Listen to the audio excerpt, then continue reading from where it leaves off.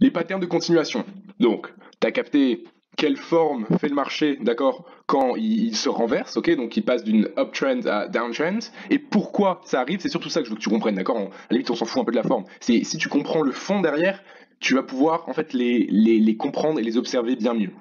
Donc maintenant on va voir les patterns de continuation, ok, donc pareil, là je te montre la partie textbook, d'accord, comme dans les livres, donc on a donc comme je t'ai dit on s'en fout des wedges, ok, ça on le verra dans la prochaine vidéo, donc on a les flags, et les pennants. Donc, on va dire que la différence, c'est au niveau du nom, ok. Vraiment, la différence, on s'en fout. Pourquoi? Parce que je vais t'expliquer vraiment le fondement derrière, d'accord? Pour que tu comprennes, pareil, le fondement derrière. Qu'est-ce que c'est? Donc, en fait, déjà, comme tu peux voir, bullish flag, c'est que le prix, on est en uptrend, ok. Et puis là, il y a un genre une résistance et un support en forme de rectangle, comme ça, donc ça fait un petit channel. Et au moment où ça casse, boum, on repart. Après, évidemment, il y a exactement pareil à la baisse. Et puis le pennant, tu peux voir, en fait, c'est pareil, mais le support et la résistance convergent. Et puis, pareil vers le bas, ok? Voilà. Je vais t'expliquer maintenant la raison derrière, pourquoi ça arrive. Voilà. Alors, imaginons, il y a une nouvelle économique, d'accord, sur l'euro-dollar, et que le prix, boum, monte sec, d'accord? Pourquoi le prix monte sec? C'est qu'il y a eu beaucoup d'acheteurs, d'accord? C'est les acheteurs qui ont poussé le prix vers le haut. Mais il faut savoir qu'un marché ne peut pas monter comme ça tout le temps, d'accord? Faut que le marché respire. Pourquoi faut que le marché respire? C'est que en fait, il va pas y avoir des gens qui achètent ici et après des gens qui achètent à tous les centimes équitablement, d'accord? Il y a toujours quelqu'un qui, va essayer de vendre ça pour se faire de l'argent quand ça descend, et il y a toujours quelqu'un qui a acheté ici, qui va juste prendre ses profits. Quelqu'un qui a acheté et qui prend ses profits, qu'est-ce qu'il fait? En practice, il vend, d'accord? Donc, c'est comme ça que ces patterns arrivent. Donc, quand il y a des acheteurs, d'accord, qui poussent le prix, et que là, il y a plus de vendeurs, qu'est-ce qui se passe? On a vu, ça fait un délire comme ça. Head and Shoulders, boum, on change de direction. Mais, qu'est-ce qui arrive quand il y a un équilibre, on va dire, entre les acheteurs et les vendeurs? Eh ben, on a les patterns de continuation. Donc, là, le prix est vachement monté, ok, poussé par les vendeurs, poussé par les acheteurs, pardon. Donc là, on va avoir des personnes qui vont commencer à vendre et des personnes qui vont commencer à prendre leur profit. Donc on va voir que ça va faire quelque chose comme ça, par exemple. Ok? Et le marché va être indécisif un peu. D'accord? Parce que ça va. En fait, il faut que tu le vois comme une guerre entre les acheteurs et les vendeurs. Ok? Une guerre entre les acheteurs et les vendeurs. Donc là, si ça casse vers le bas, on est d'accord que c'est les vendeurs qui ont gagné la bataille. Mais si on voit que le prix la monte et casse vers le haut, ça veut dire qu'il y a beaucoup plus d'acheteurs en fait que de vendeurs. Et donc, ça nous montre un pattern de continuation où on va repartir vers le haut.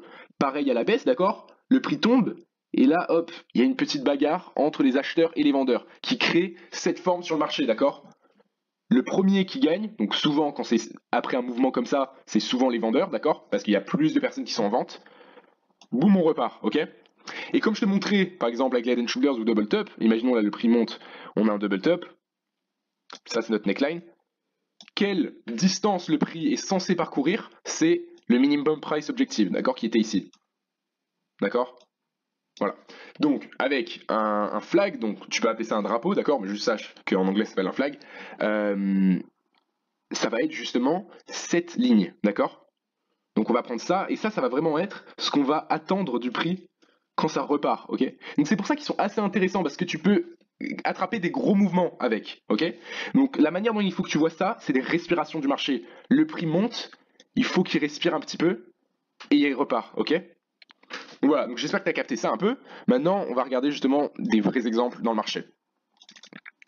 Donc, évidemment, les patterns de continuation, quand on regarde dans le passé, on va les voir dans les trends, d'accord? On va pas les voir ici, tu vas pas avoir un pattern de continuation, clairement.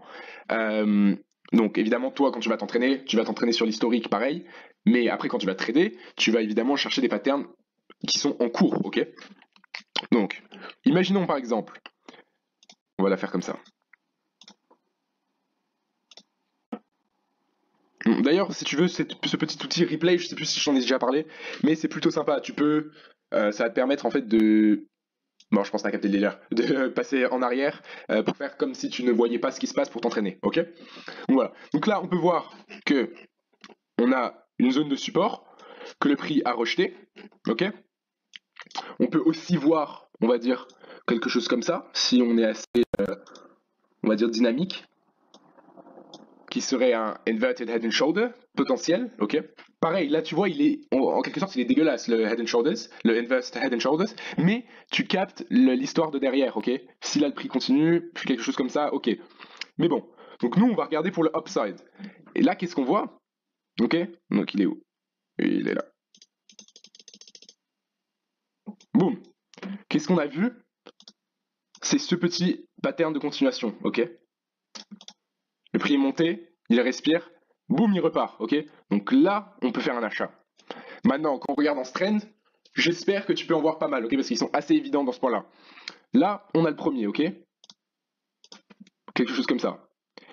Et c'est ça que je veux te dire dans le sens où, que ça soit là comme on voit, un flag ou un pennant, on s'en fout en fait. On s'en fout parce que c'est la psychologie du marché derrière qui implique, d'accord. C'est pas la forme géométrique, on s'en fout de la forme géométrique. Donc là, tu peux voir que c'est pas parfait. Ce serait plus un délire, même un délire un peu comme ça, tu vois. Voilà. Mais ça va rien changer. Nous, ce qui nous intéresse, c'est, on a eu cette impulsion, ok. On a eu cette impulsion. Là, le prix respire, il casse vers le bas.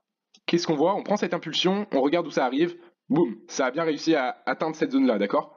Pareil ici, tu vois un pattern de continuation, ok? Et en fait, les patterns de continuation, donc je te dis, ça peut aussi s'appeler une correction en fait dans le marché tout simplement, et ça arrive souvent quand il y a un mouvement brutal, ok? Donc par exemple là, c'était très propre, il y a eu un mouvement brutal, le marché respire, correction, il casse, boum, il est reparti, aussi brutal, d'accord? Donc ça, c'est très intéressant, justement, quand c'est brutal. Parce que, en fait, ce que nous, on regarde, c'est que, il y a même une théorie, en fait, sur ça, c'est que les marchés bougent par impulsion, c'est-à-dire que le prix va monter, imaginons que ça, c'est la résistance, boum, il y a une impulsion vers le bas. Et là, le prix corrige. Boum, une impulsion. Il corrige, boum, une impulsion, ok? Et là, je trouve que sur cet exemple, tu le vois pas mal, ok?